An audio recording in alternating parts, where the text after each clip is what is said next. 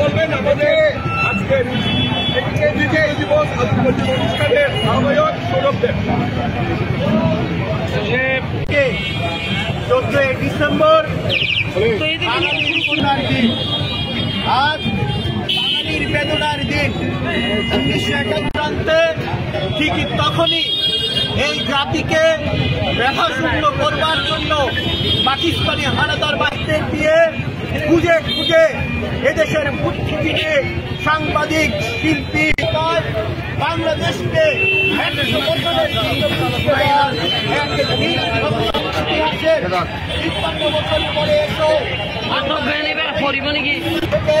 বারবার ফিরে আসে এবং মাথা উঁচু করে দাঁড়িয়ে ভুলবার নয়। তাই যতদিন বাংলাদেশ থাকবে ততদিনে ডিসেম্বর আসবে, মার্চ মাস আসবে।